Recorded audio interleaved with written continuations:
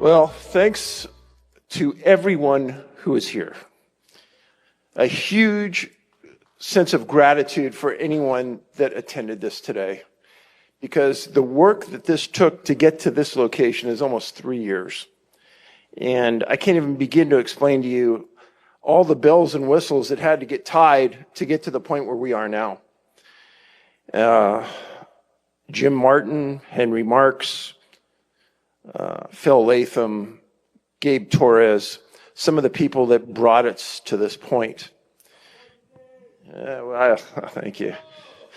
So there's somebody I want you guys to note about. One of the most important persons in my life is Harvey Pratt. Harvey was in the movie, wrote 2 books together. Harvey is in a bad way.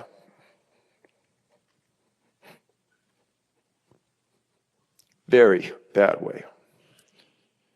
So, whether you pray, whether your silence goes to another God, I ask you for 1 minute of prayer for Harvey.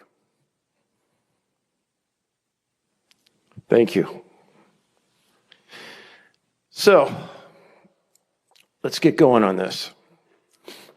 We have some outstanding researchers here today that took part in the movie, and I have nothing but gratitude for everyone that participated. I know that when this goes out to the public, I'm going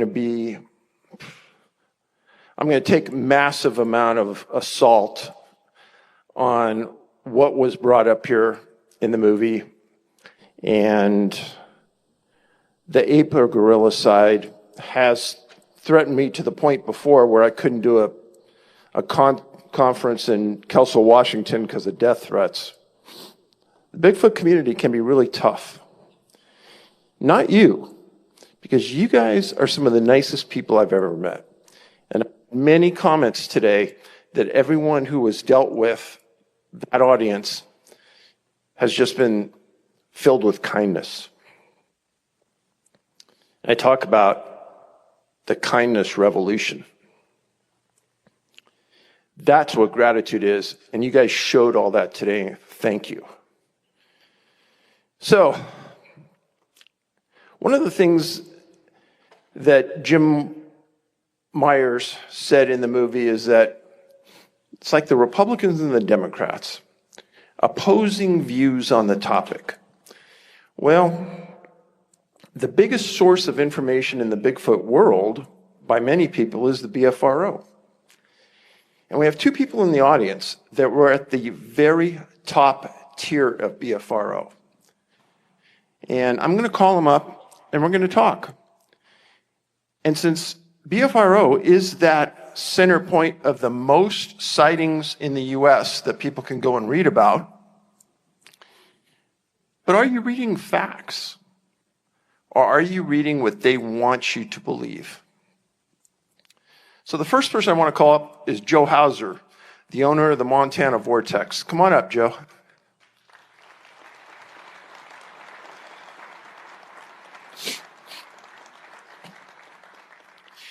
Joe lives 20 minutes from my house. I go to the Vortex all the time. It's one of the most unusual places on earth. Other people can say a lot of things, but thanks for being in the show, Joe. Have a seat. So, the center point of this conversation has to do with your time as you migrated through the Bigfoot world, and you came to the place where you are today as the owner of the Vortex, and understanding that Bigfoot has abilities that you didn't think might have existed at the very beginning.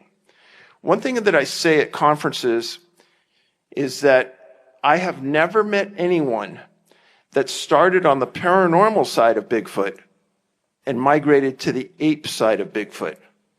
But almost everybody I know started on the ape side and migrated to the paranormal side. Now, when you were at that top tier at BFRO and you were writing reports, tell the audience the process by which you left. Well, one day I tried to get into the database to do some research, and my password and everything had been taken out. I didn't have access to it. And I contacted one of the administrators, and she said, well, basically, Matt Moneywaker told me to take you out of the BFRO because he didn't like the fact that you were pushing the paranormal side with orbs, UFOs, and Bigfoot all connected. And so anyway, that's how I got out of the BFRO. What year was that? That was probably around 2003, somewhere in that area. And what role did you have? I was a curator with the BFRO. And the investigators would do the reporting and do the initial investigating, and then a lot of the times the curators would follow up on everything that they had come and check up on stuff and like that. And one thing we noticed was that if there was reports that came through that had orbs associated with Bigfoot or UFOs or any type of paranormal activity, a Bigfoot disappearing in front of somebody, those reports never made the database. They were kept out. And there was other researchers that also experienced the same thing. So when you say it didn't make the database, that meant that the public never got to see it. Right. It did not. It did not. It wasn't a public report that anybody could go and read. So there was a lot of reports out there that never made the public database. So how did you feel that your voice couldn't be heard? Well, I didn't like it. I felt that that it wasn't, that we weren't really showing the true facts of what was happening and what people were experiencing and seeing out in the woods. Were there other people that you were working with at the time that experienced the same shunting of their reports? Yes. There was other people that also found out that reports weren't being put on the database if they had any paranormal activity on it. Tom Powell, why don't you make your way up now? So, Joe,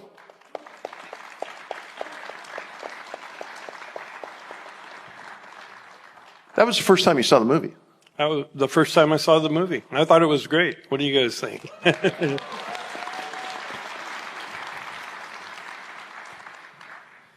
So, if you didn't know, Tom Powell, I've seen Tom at conferences. I've had him at my own conferences. Joe and I have invited him. This man right here is one of the best presenters at a Bigfoot conference you will ever see, folks. If you see him on an agenda somewhere, sign up. He's half stand-up comedian, former science teacher. You're outstanding, Tom, and I'm not kidding you. Author. You're very kind. So, Tom, Joe kind of laid out his path out of the BFRO. Could you explain yours? Well, Joe and I were contemporaries, first of all. And when he got kicked out, I think it was right before I did too. I did the unforgivable sin of publishing a book, and that was called The Locals. And what I did was basically mine this trash that Joe was talking about, where they round filed all the reports that didn't square with. And here was the thing. You had these guys like Lauren Coleman, and maybe Krantz was even still alive, John Green too. But there was significant pushback against any alternative examination of these so-called facts. And so I understood that. And in fact, the argument, as Lauren articulated it to me, was that what you're doing, Tom, is making it more difficult for science to embrace this topic because you're dragging in this stuff that is counter science. And so I think you could argue that they had good intentions. They were trying to gain a wider audience for this. And so, yeah, sometimes you squelch the points of view that make that more difficult. Now, the only difference with me was that I stupidly took statistics in college. And so I could see that there wasn't just one person claiming something, but there was a whole bunch of people that were saying things that were, by today's definition, paranormal. And they couldn't all be in cahoots. They were all over the country. They were publishing their contact information. I could pick up the phone and call them. And the one account that you mentioned in the film was the guy who said, I just want to know if anybody else saw this because that thing dissolved right in front of my face. And that was the guy in Timber, Oregon, standing in a clear cut, and it just went zzz. And he said, I just want to know if anybody else has seen that. And I said, well, yeah, actually, I can point to at least 10 people who are describing very similar things. So this is where I knew that there was more to the story, even though it wasn't a very popular story, and it was really unpopular at the time. So when I published The Locals, I was out just like Joe. And he never even read the book, our buddy Matt. He thought it was all a send up on his mercurial ways. But it wasn't. It was just that I was mining their trash and saying these things probably need a little more scrutiny before we discount them. And so that's what The Locals had in it. There was a chapter on the orbs. That was really well done, by the way. And I feel a little bit vindicated at long last to see that stuff is getting wider discussion, because when I first put that out there, the only support that I had was this cat named Henry Franzoni, who said, and I said, dare I say these things? And he said, oh no, there is an undercurrent. In fact, I'm going to give you more information. And he was the one who said, it's the red orbs and the yellow orbs that are most commonly associated with things like this. So he really gave me the confidence to put something out there. And much like you get shot at. I mean, figuratively at least, hopefully not literally. But when The Locals first came out and tendered some of these ideas, it was definitely fringe. And guys like Lauren Coleman, who were the mainstream at the time, I was a pariah in their eyes. So. It's just great to see more open discussion of these things. As always, we can talk about them, but proof is a very difficult thing, probably impossible. Okay, well, speaking about proof, so you've got that ape gorilla side, and you've got the unusual paranormal side. One thing I didn't get to discuss in the movie, but I will discuss in conferences, is we have DNA on Gigantopithecus and Paranthropus, which means that all of the hair samples that we've collected, the DNA samples, have never come back to Gigantopithecus or Paranthropus. Well, if that's what we were talking about on that ape or gorilla side, where is 1 ounce, 1/10 of 1 ounce of evidence that they exist in North America? Well, there isn't any. I mean, there's only been one actual skeleton of a hominid in the ape species found, and it was found in the desert in Oregon. And it's Fort Rock. Fort Rock, yes. And that's the only ever any primate that's ever been found in the fossil record in the United States. And it wouldn't add up to what we see as Bigfoot today. So, Tom, where are these academic types hanging their hat on that duo to say that that's what we're looking for? I'm sorry, say that again? So the academic types, Krantz, others, they're saying Gigantopithecus or Paranthropus. How can they hang their hat on it when there's no evidence? Well, there is. The question is, how good is the evidence? There are teeth of Gigantopithecus. Not in North America. Correct. Well, we got Clovis Man was in North America, who was probably wiped out 12,000 years ago in some sort of, cataclysm that we now call Younger Dryas. But it is much more recent than what we're finding in places like Africa, for sure. That's a tough one. One thing that Charles Darwin said when he was asked, why aren't there fossils that bear out evolution in the 1870s? And he said, maybe it's just that we haven't been looking long enough. And that idea was dismissed by his contemporaries. They said, we probably have all the fossils we're ever going to find in the 1870s. You know, how wrong-headed can one be? But how, modern doesn't one feel at their time?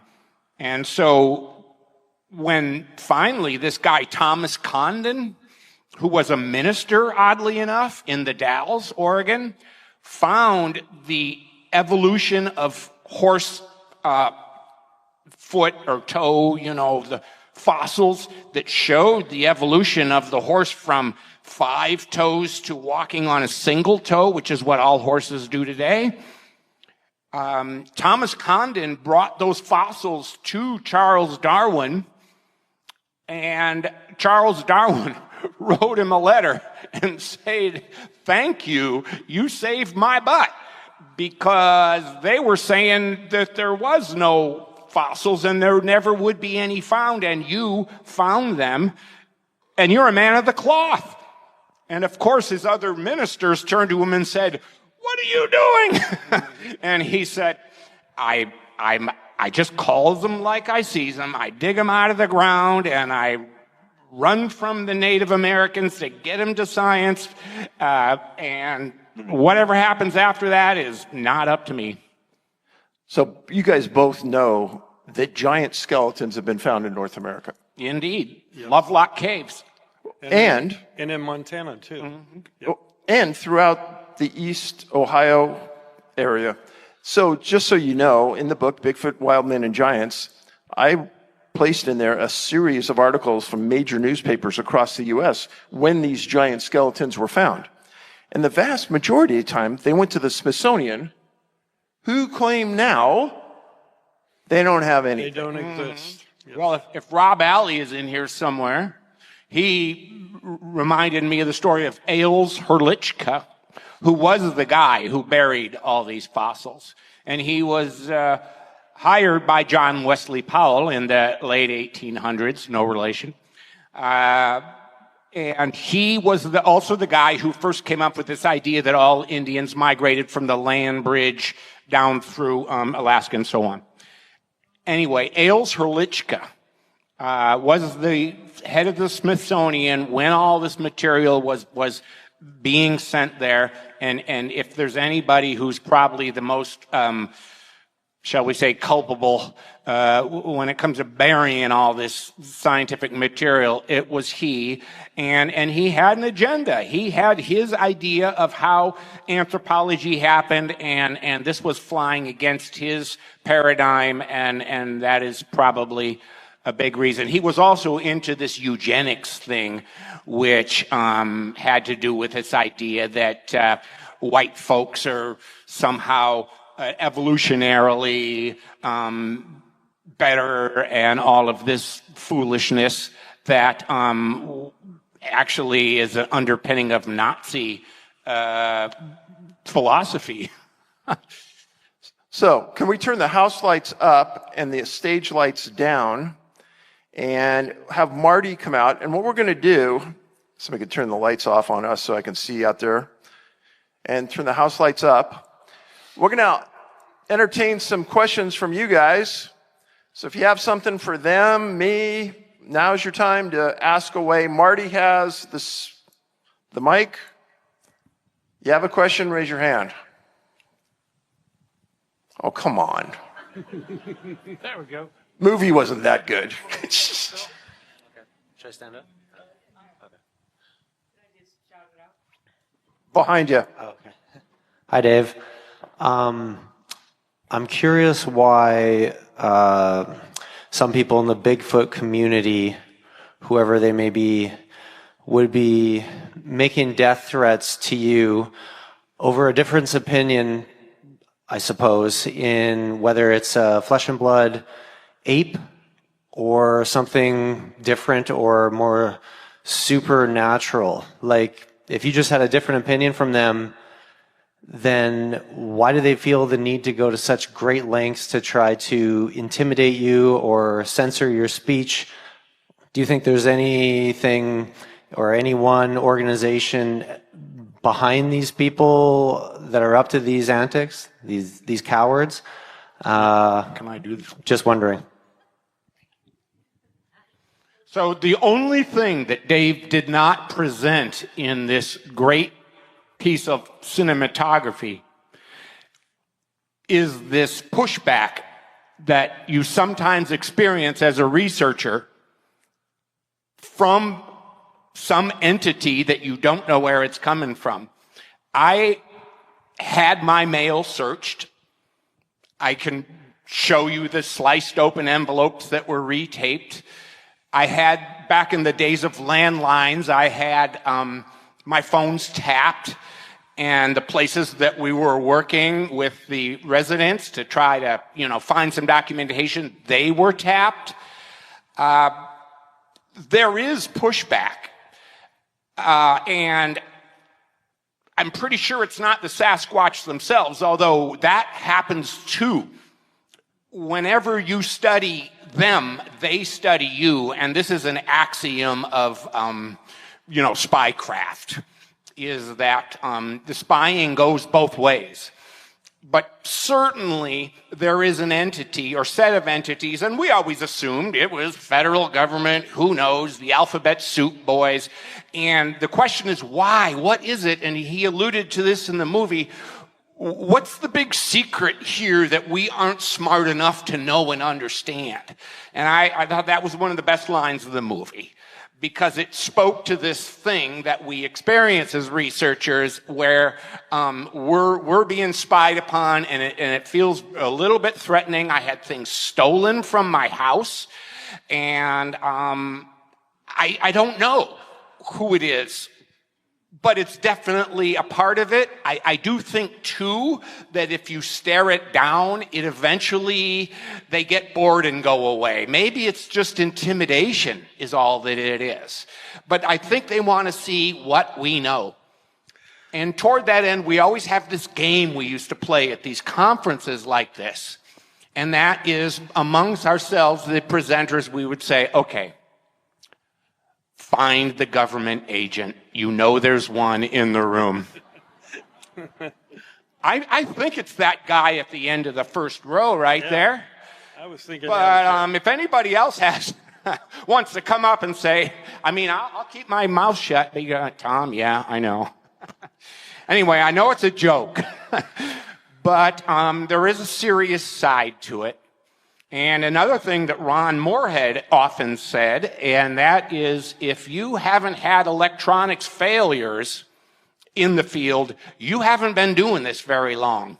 Right, Ron? And so this is kind of a part of that, too, is like, I don't think that's the government. I think that's them manifesting their power. But they don't want to be studied either. For some reason, they wish to remain, out of sight and let us stumble along as imperfect humans. And as he said in the end of the movie, maybe someday we're going to be worthy to know, and that they'll step out of the shadows. I hope that day is true, but I don't think I'm going to live long enough. I agree with Tom about the actually trying to keep us quiet, you might say. And I know years ago when I started talking about portals at the Montana Vortex, a lot of people came in and they were interested in that, and it wasn't real mainstream then as it is now. And NASA even admits that there's possibility of portals. But one day, I was going to go into the gift shop and start a tour of the Vortex. And my cashier said, "Look at the guys over in the corner. I think it's the men in black." And so I looked in the corner, and sure enough, there's these guys dressed as we would think the men in black. And two of them had sunglasses on, one of them didn't, and our young cashier, she's about 16, 17 years old, she said, "The guy without the glasses, look at his eyes, his pupils are slits." And I said, okay, so the tour wasn't quite ready to start. I was mingling with the crowd of people that were going to go on the tour. I worked my way over to those guys. And, "Oh, hey, you guys going to do the tour?" "Yeah." And the guy looked right at me, and his pupils were slits. And so I said, "Well, we're going to get the tour started." So I went and did the whole tour and talked about everything I normally talk about. We did all the demonstrations. Well, all three of them stood in the back with their arms folded. All three of them did not participate in any demonstration. And at the end of the tour, when I didn't have to go do another one right away, they came up to me, and all they wanted to know was what I knew about portals. They asked me one question after another. "Have you opened a portal? Have you seen a portal open? Why are you doing this type of research?" And basically, I was trying to be a little bit evasive. And then finally, I just said, "Well, hey, you guys look like the men in black. How about I get a photo with you?" And I pulled my camera out, and I handed it to a lady who was standing there looking. And the one guy, he never put his sunglasses on. He just looked at me, and he goes, no photos. We'll be back." And about a year later, sure enough, 3 different ones came back. And they did the same thing. They wanted to know, they did the whole tour, never participated in anything, wanted to know what we knew about portals and if we had opened them or anything like that. At the same time, we had many times these unmarked black helicopters would fly over the vortex and circle around it. Mail was missing. Things we knew that should be coming. So there was a whole lot of stuff going on based on the possibility of talking about portals, or the possibility of there being portals. Another question. Well, this young, right? I promise all the answers won't be that long. Marty's got the questions there, Tom. Marty's right there. That's okay. Go ahead. My question pertains to Sasquatch people and healings. I noticed that in the film you didn't really elaborate, and no one in particular elaborated on healings from the Sasquatch people. That's a slippery slope. A lot of times, if you meet somebody who has a cold on the 4th or 5th day, if they saw a Sasquatch, maybe the 6th day they're feeling better. But if they hadn't seen anything, maybe they would have gotten better anyhow. It's hard to say exactly. And if there was a good example, I'd entertain it, and I would have interviewed the person, and I would have put them out front. But I haven't seen that. Go ahead, Marty. Hey, Dave, I had a couple quick questions for you. One was, I was wondering why you chose to come here to debut your film. And my second question was, if you could explain if you found any connections between the missing 411 content and some of your Sasquatch discoveries, and if you could give some insight into that as well. So a lot of podcasts have bent over backwards and lied incessantly saying that there's a 411 connection, and I know it, and I am not saying it, which is a complete bunch of lies. You will read my books, you will find nothing in there in 411 about Sasquatch and Bigfoot, except one story out of Fresno County where a guy went out there with a 16-year-old girl up in the mountains in the Sierras. The girl disappeared, and he said Bigfoot took her. That's it. Nothing else in my books. Why are we here? Because this is the biggest, probably, conglomeration of people that believe in Bigfoot anywhere in the United States. Yep. Another question. Could I say something about the healing, though, first? Yeah, go ahead. Yeah, I've interviewed many elders of the Blackfoot tribe over the years, and they have a long oral history of Bigfoot. They call him Mistaki Tapi, which means large mountain spirit. But they also believe that they're healers and protectors. And one of my good Blackfoot friends, he was one of the spiritual elders of the Blackfoot Nation. He used to come to the Vortex, and he knew all of the ancient songs. And there was 3 songs that they would drum and sing to Mistaki Tapi to call him in for healings and to protect the tribe. So that was kind of their belief of it. And he had a Blackfoot prayer, too, that he taught me. It's Ayo Kanatani Kimak Dokiman, Iyo Kanatani Kimak Dokiman, Mistaki Tapi, Oki Tapi. And basically what he's asking is that he's asking the grandfather and grandmother spirits and Mistaki Tapi, Bigfoot, to come in and protect us and heal us of anything that we need to be healed by. So on that opposite end of this token, there was a lady that was doing Bigfoot research who claimed that the cancer given to her was by a Bigfoot. And L.A. Marzulli, while I was interviewing him, told me he believed that Bigfoot killed Scott Carpenter. So that's why it's such a slippery slope about the belief system that I don't really even touch it. Go ahead. Thank you. Thank you. I think you did a beautiful job on your movie. My name is Kathleen Weier, and I'm from MUFON, and I want to tell you that that is changing. It's beginning to change. I've been an experiencer all my life, and I know and I see all the things that you are talking about. You have one side thinks it's the woo, and the other side thinks it's not. So it's starting to transition, and we have the same discussions at all the conferences and when we go and talk to people. So I'm really happy to see everybody here. So thank you. I just wanted you to know that that's starting to change. And I will attest that what she's saying is true, because I've been invited to 4 or 5 different MUFON functions to talk about Bigfoot. And there's been Bigfoot articles on the front page of the MUFON newsletters in the last 3 years. So, yeah, it is changing. And whereas people in the past said, oh, MUFON would never touch it, I've said on big radio shows, I don't believe that anymore. I think it has migrated to a point that they're willing to talk about it. Thank you. Yeah, go ahead. Hi, I'm a search and rescue official for Humboldt County in Northern California, also on a wilderness EMT.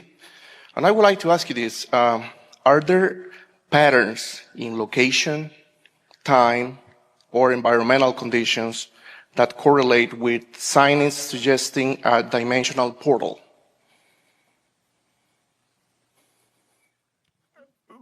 What? Say that last sentence again, please. Are there patterns in location, time, or environmental conditions that correlate with signings suggesting a dimensional portal? I would say that the number one pattern that I'm seeing personally is having to do with what's called karst topography, which is limestone bedrock, which is caves. In other words, it seems to me like a large part of the Sasquatch phenomena emanates from a subterranean realm. So, I kind of explored that whole thing in my latest book, but it is something that a bunch of people are also looking at. Oklahoma, the one place in Oklahoma where you get the Sasquatch activity, limestone topography, caves, because limestone bedrock dissolves in water and leaves these caves, and then they can or can't be expanded from there. Southern Oregon, the only place in Oregon where you get caves. Seems to be a bunch of Bigfoot activity that emanates from that. And so on and so forth. There's other places as well, New Mexico. So, caves is one. Summer is always one, but, it could be that people are out during the summer. So it takes two things to have a Bigfoot sighting, a person and a Sasquatch, and we just don't go out and do as much in December as we do in July. So, certainly weather is going to facilitate sightings. Other than that, forest areas, for sure. Henry Franzoni once had, I mentioned him before, he said it's not out of the question that what is going on is that the Sasquatch inhabit a subterranean realm where they do some very heavy lifting and they need a vacation. And when they want a vacation or when they're given some vacation time, they go to the surface and cruise around and go to places like Crater Lake and Bryce Canyon. Sasquatch sightings often happen in very beautiful places, and so we speculated that maybe these guys are on vacation from the heavy lifting they're doing subterranean. So there's a different point of view. I agree with Tom about the limestone. Dave knows because he watches the mountain from his house all the time, but every morning we wake up and there's this big mountain right across from us. It's called Columbia Mountain, and it's been a UFO hotspot ever since the homesteaders came into Montana before we even had the term UFO.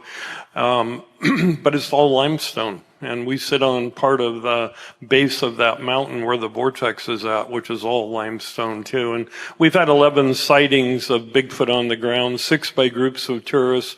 I've seen one, and 4 of our guides have seen one too. And there's a family there that have been there ever since I've been there.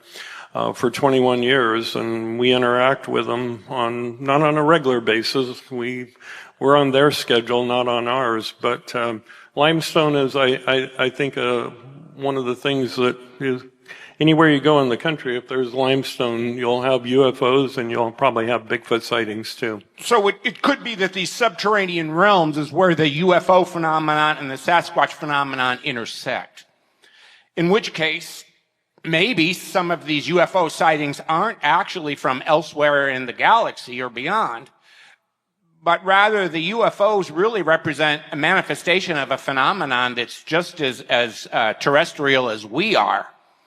It's just that they emanate from subterranean, and this is where there must be then subterranean readouts, hideouts, caves, secure places that are very, very large and have been improved upon. These aren't wet, drippy, cold, dark caves, but fixed up places subterranean where these paranormal phenomenon find refuge right here on planet Earth. And this is something that Native Americans have been saying for centuries, so I didn't think this stuff up.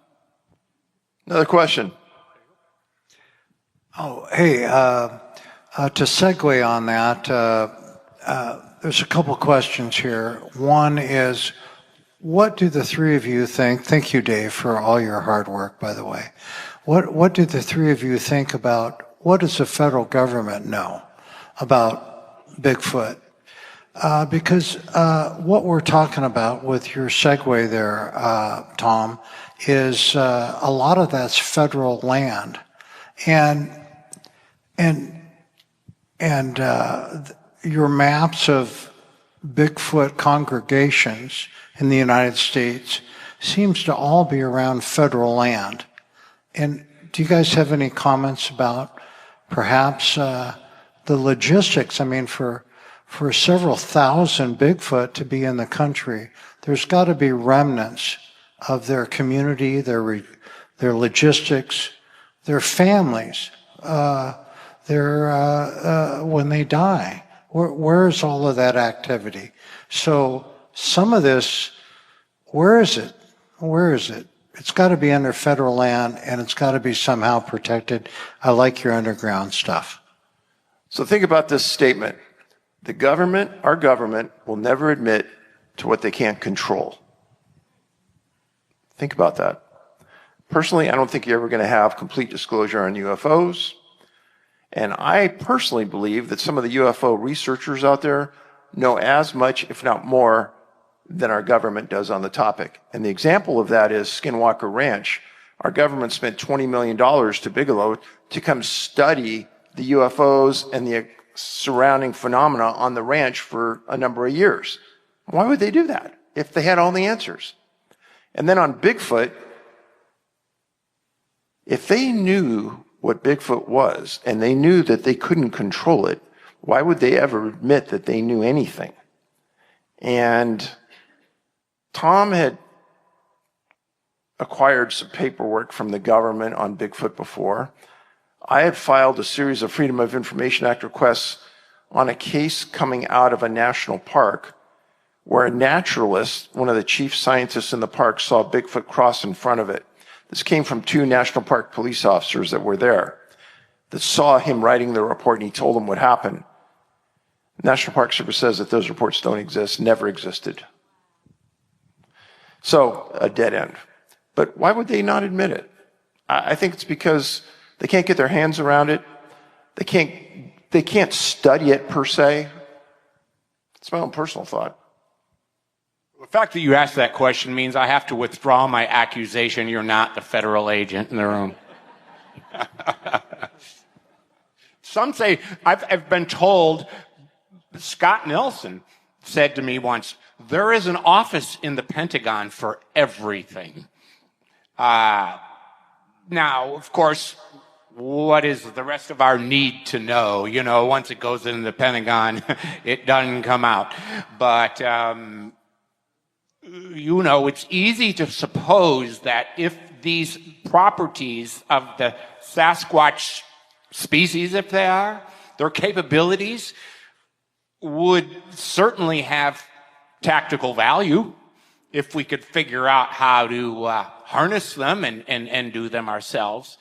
So, you know, government spooks have a long history of studying these phenomena in order to figure out what tactical value they have. I guess I go back to that. That's if there's a reason why we aren't being shared with more, it's because of the potential for some, you know, tactical advantage. Doesn't that make sense? Could be.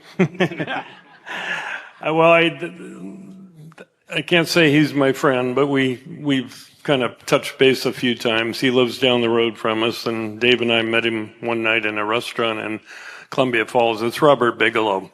And Robert Bigelow owns the property, not next to mine, but just down the road from it. And he's come to the Vortex before incognito to experience what's happening there.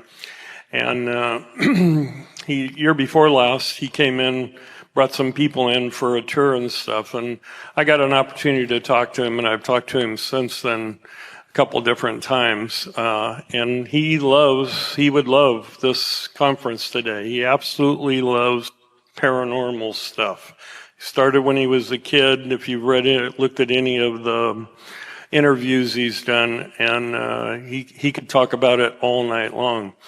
But in one of our conversations about Bigfoot and the UFOs and the mountain across the road from us, and relating it to things that happen on Skinwalker Ranch, I asked him, I go, well, I understand everything that you classified there, and you weren't able to give the material to Brandon on the new Skinwalker program. And he said, yeah, that's true. And I said, well, why did the government classify it? And he said basically, well, I can't tell you, but I don't think they want you to know what was really happening there. So that's just... in other words, I could tell you, but I'd have to kill you. Right, exactly. And And he goes, I don't think it's any big deal. I think everything could be released, but for some reason, they don't want you to know everything. And I think that's what we see all the way around with the UFO stuff, the Bigfoot stuff. They know things, and they're just not telling us. And I agree with Dave. There'll probably never be disclosure on some of these things. Just kind of keeps us on the hook. Go ahead, Marty. Hi, my name is Gary Gilnett. In the early 80s through the mid 80s, I was a missionary in northern Canada, lived amongst the Tlingits in the northwest communities of British Columbia, southern Yukon, and southeast Alaska. And after a year or so being amongst those people, and I lived with them, I was there just as a classic Christian missionary. And, but they began to tell me stories that I was not prepared in seminary to have a grid for. And my question is, they absolutely believed in what you're calling portals, that these Sasquatch would come in and out of our reality, I guess. But that I saw on one of the screens that they can mimic anything. I couldn't believe it when I saw that, because they told me many of the things that I would encounter in the wilderness, going from these little villages, we had a plane and we'd fly around and all of that kind of thing. And they said, much of what you encounter that you think you know what it is, it's a wolf or a bear or whatever, they said, and all of a sudden it disappears. They said, that is the Sasquatch. And I didn't believe them. I had in my mindset that, those things were demonic, that kind of thing. But my question is, have you run into that allegory or testimonies from people that not only do they take the shape of Bigfoot, but they can take other shapes? And I've been afraid to even ask that question in my circles where I'm at, but I'm here tonight, and I thought I would see what you had to say about it.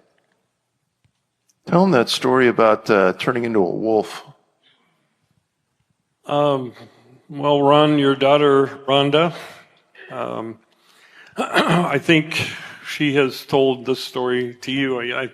You had broken ribs. I think you got thrown off your horse coming down the trail at the Sierra camp, and we're laying on a sleeping bag or cot, and Scott Nelson and Rhonda was there, and they saw a Bigfoot run across the open area there, and it went down by the river, and then it disappeared. It just ran out of their sight. But then your niece, I guess, you'd be the great uncle, Rhonda said that when her niece came up from the river, she was all excited and told her that, did you see the Bigfoot that ran down where you were at down there? And she goes, no, I saw a big white wolf run by. Pardon? And it made eye contact with her. Ron can probably tell it more, but. Ron Moorhead, ladies and gentlemen. Thank you very much. That was my daughter, or her sister. Oh, excuse me. There was a Bigfoot ran across where we were that night or that morning, and she saw it, and she knew Wendy, my granddaughter, was walking on a dirt road over there further away, and she thought, well, she'll see it when it goes by, so I won't be alone in seeing this thing. And she, when she got back, she didn't say, when did you see the Bigfoot? She said, Wendy, did you see anything over there? Yes, there's a big wolf came up right in front of me and stopped and looked at me, then ran up the hill. And a white wolf. Was indigenous to the area. We don't have white wolves there. There's not supposed to be any wolves there, right? But I tried to tell her it was a coyote probably. She said, no, it's a wolf, and I showed her pictures of it. She said, it was a wolf. So that's all I got to say about that, because I didn't see it. I was hurting at the time. Anyway, let me say one more thing. Can I do that? You got the mic? Yeah. According to science, how many people here believe in science? And most everybody believes in science. There's another science called quantum science, and most of you know I'm involved in that, but nothing, according to Einstein, according to physics, is just flesh and blood. We are not just flesh and blood. We are energy vibrating at a frequency. And according to Einstein, according to physics, if you find the frequency, you can change matter. So as far as them disappearing and all that, I mentioned this to people a while ago. Anyway, I just thought I'd say that part because we're not just flesh and blood. So these people that say that it's just flesh and blood or they're just apes over here, one or the other, nothing's just flesh and blood. See, this biological body might die, but who you really are is not going to die. Thank you. Go ahead, Marty. Hi, my name's Tara, and I have a question. Do you think there are different types of Sasquatch, like we have different types of bear, brown bear, grizzly bear, or black bear, grizzly bear, polar bear? And do you think some Sasquatch, like the ones up in Alaska and Portlock, Alaska, are man-eaters like some of the legends are? And also, do you think it has a difference in food supply as to how they act towards us humans when they interact with us? There's an author named Bill Grimstad who lives in Manitou Springs, Colorado, and he wrote in one of his books that there's too many kinds of Sasquatch. There's dog snout ones, there's flat-faced ones, there's five-toed ones, there's three-toed ones, and ones that appear to run mostly on all fours and those that never do. So his confusion, his point of confusion was that there's just too many different kinds to actually represent different breeding populations. And so his conclusion was that the Sasquatch phenomenon is generated by the Earth itself. It's this Gaia hypothesis that the Earth, this planet, is a living thing that can manifest things for our inspection and consideration. And he just felt that there are just too many kinds of Sasquatch to fit with the conventional, rules of biology. So if you really want to get out there, it's possible that the Earth is generating this phenomenon, and that it's something completely apart from biological reproductive species and all of that. But there very definitely are different ones. Dogface, the ones in Louisiana, they get the three-toed ones a lot in the Honey Island swamp. And there's really tall ones, and the ones in Florida are really small, and we always assume that that's just because of environmental factors. But it could be that we have all of these different things that come and go from our world. Hard to rule it out. Okay, just so the audience knows, Marty, the guy doing the questions, is the director and the initiator of all the Bigfoot cruises in the last 3 years. And his company is called Gather Up Events. September 11th of this coming year, out of Seattle, we're going back to Alaska, and this is the first time it's going to be a missing 411 cruise and a Bigfoot cruise. So, Marty, if you have questions, get to him, ask him. It'll be an epic event. We've already been booking people on board and speakers. I hope we'll see you there. Please go out and post on social media what you think of the film, good, bad, or indifferent. I'd appreciate it. And thank you so much for being here.